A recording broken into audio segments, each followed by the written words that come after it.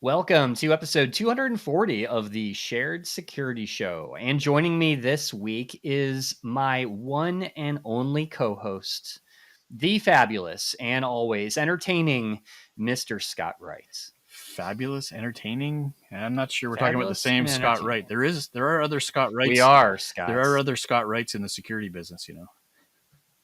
Yeah, but how many are in Ottawa, Canada? That is the question. Only one other one. No, just kidding. Only one?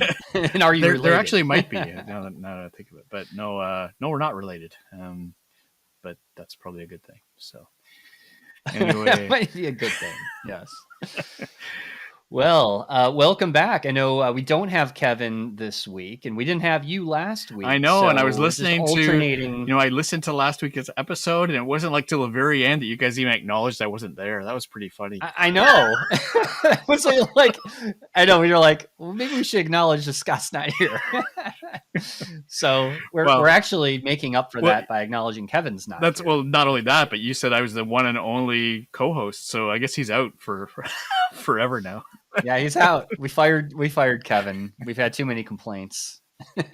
No, he'll be back. Yeah, what would the show be without Kevin? He's teaching again this week, so yeah. That's right. Oh my gosh, yeah. It's not the same show, but we're gonna make up for that today because we have some really fun topics, I think, to discuss. Yep. And first, I kind of want to start with a question, Scott. Yes. Now, do you listen to Janet Jackson by chance? Probably not since the Super Bowl halftime show. Mm-hmm. When was that? With the wardrobe malfunction? The infamous incident. Yes. When was that? The incident. 7-8 years ago? No, I don't. Well, it was a long time ago. Yeah. I don't remember, but it was a long time ago. Yeah. No, I could pretty safely say I don't think I listened to Janet Jackson. Okay. Well, did you know that Janet Jackson is a threat to your laptop? She has her own CVE, apparently. She has her own CVE. This is actually the first time I've actually heard of anything like this happening, but apparently the song Rhythm Nation by Janet Jackson, this is a 1989 hit song by her that came out. Apparently, just playing it either on your laptop or next to a laptop, say on another laptop or on your phone or something, will crash a certain type of hard drive just from the song itself. Interesting. So it's all an acoustic problem, right? Is it? Or is it? Yes, it is completely acoustic. There's no processing involved. It's really just the audio causing the disk drive to resonate and crash the head. Correct. Wow. Yeah.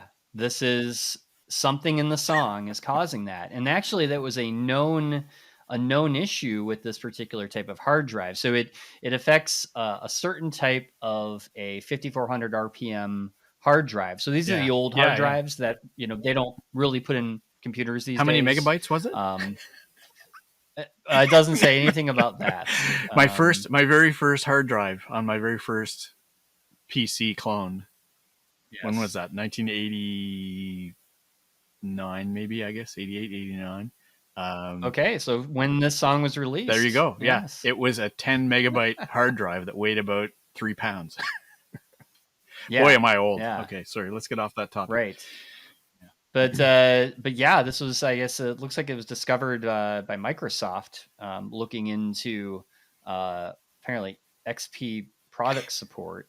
Imagine trying to debug this. What the hell? It was dead.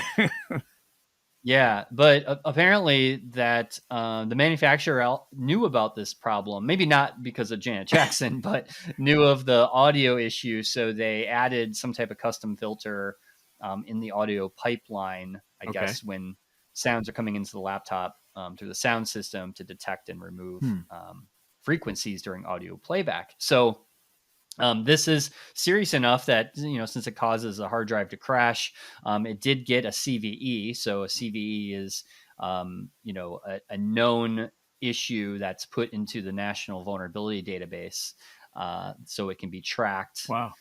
So this is a relatively current hard drive that it impacts, right? Yes. Wow. Yes, it is. So now they didn't, I couldn't find the actual make of, or like say if you have like a Lenovo versus a Dell, they didn't I didn't see anything on that. They were just kind of talking about, this particular type of hard It said drive. So, 5400 um, RPM OEM hard drive. That's all it said. Yeah. yeah, yeah. So interesting, Yeah. nonetheless. This is the first I've actually heard of that happening.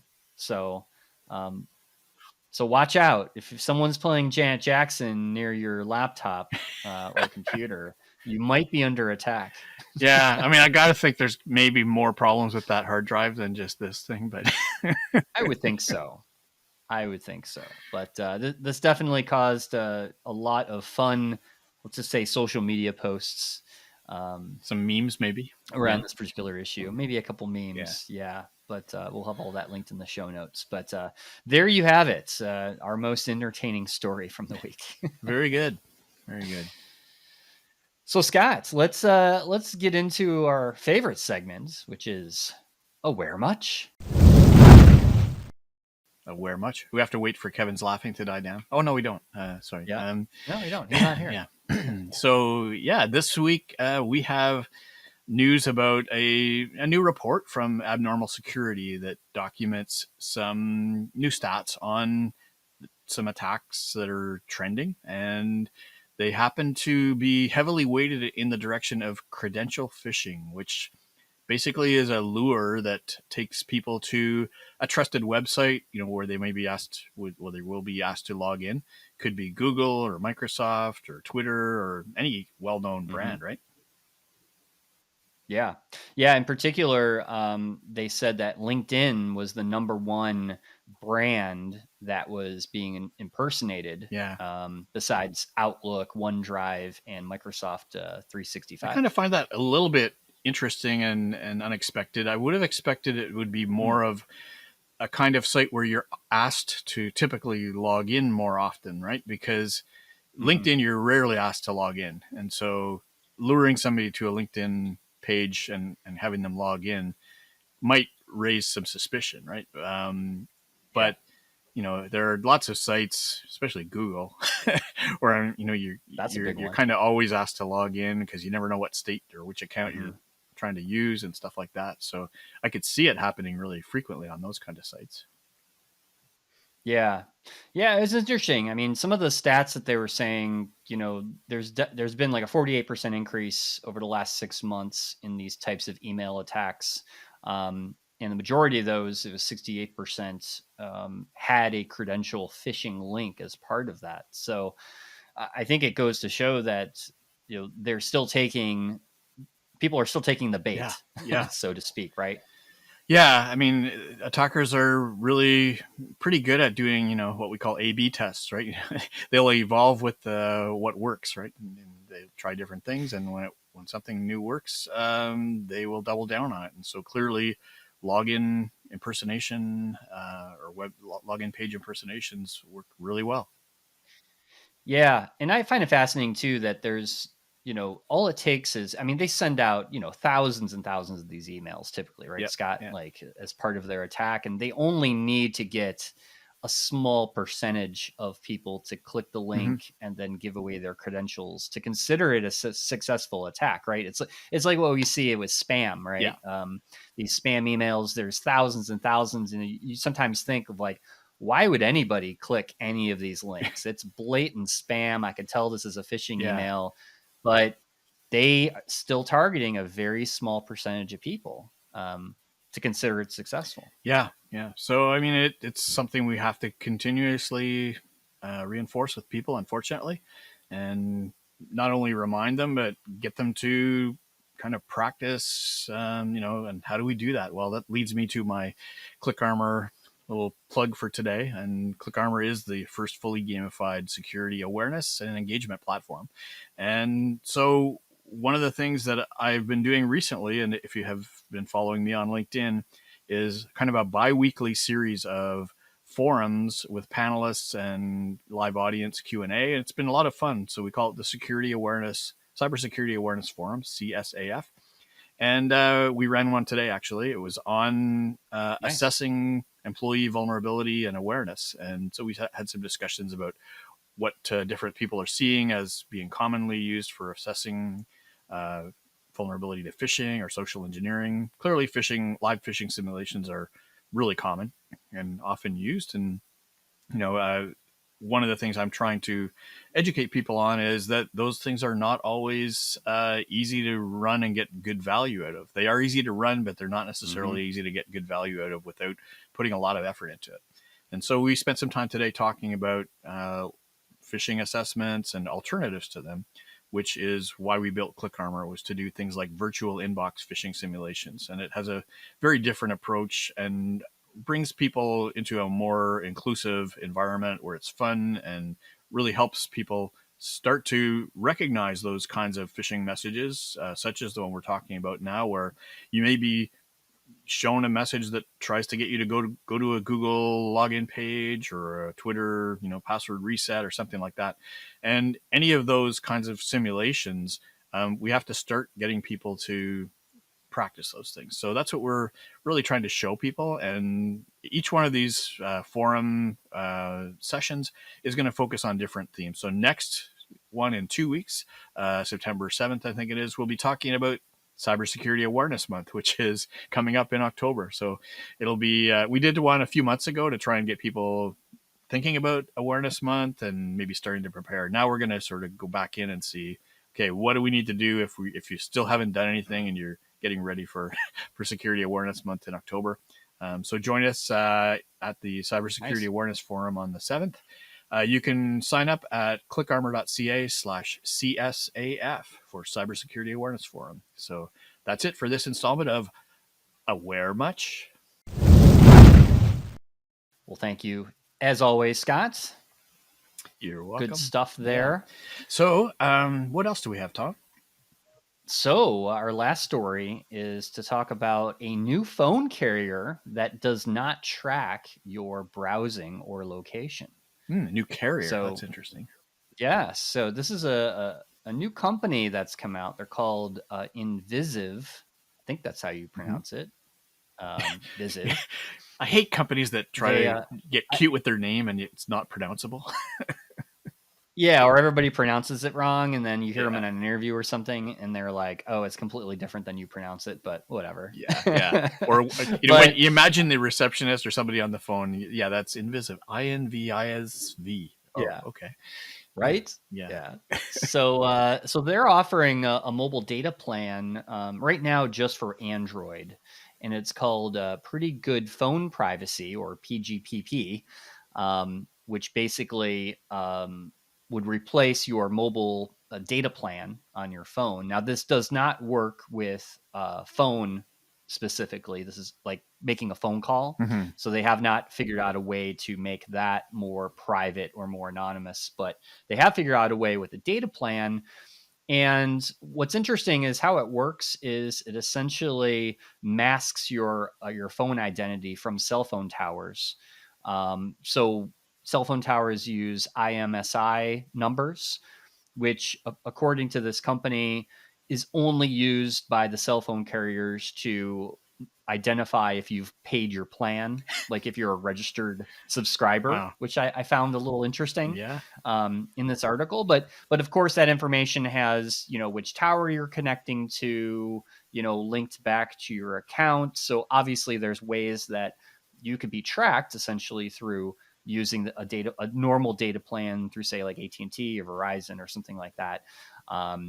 And as we know, law enforcement obviously gets subpoenas, and if you believe in the U.S. here, that the NSA is still silently collecting all of that data, aka Edward Snowden type things.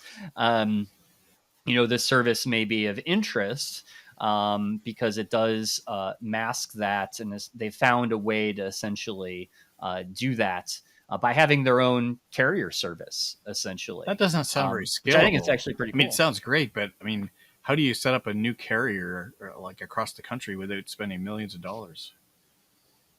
Well, they got the money, apparently. Yes. Huh? So as a startup, usually privacy doesn't demand that much startup capital, right? I mean, usually maybe people want to invest more in business enablement rather than trying to restrict stuff. Right. So that's interesting. So it's interesting. So the pro plan costs, it looks like $90 a month. They get unlimited mobile data in the U.S. I think this is only available in the U.S. right now, and then I think they're expanding it out to international shortly. And then they also get 30 random IMSI number changes per month. So you can set that up to change, per day or on demand. So you're kind of anonymous as you kind of use that. And then they also include a relay service, which is very similar to Apple's new iCloud private relay, which essentially, think of it as kind of like a VPN, right? But a VPN on steroids, right? It's basically changing your IP address and then masking that to another relay. So it provides a little bit more, it doesn't allow someone to see from at least the VPN level, like in a traditional sense, where a VPN can, potentially log information about what sites you're going to and things like that. It adds another layer on top of that. So interesting. Wow.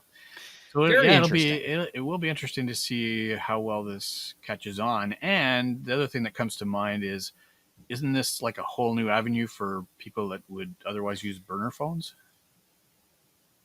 It could to protect their privacy, right? So the criminal elements that could abuse this. Yeah, like anything. I think the criminal element is going to abuse all of the things that we have. That's why we have this podcast. We explore the risks in these things. So whatever is good has a bad side. So I just wanted to point that out. Yeah. So end-to-end encryption, signal, messaging app. I mean, all of these things are used by the good guys and the bad guys. Yep. So, yeah. Well, with that, I think that's all we have time for today. We'll keep it a nice, short and sweet episode, and we'll keep the fun debates for next week when Kevin keep the seat warm for Kevin. Yes, we'll keep the seat warm, and we'll let him comment. I actually have a story for next week that I do want.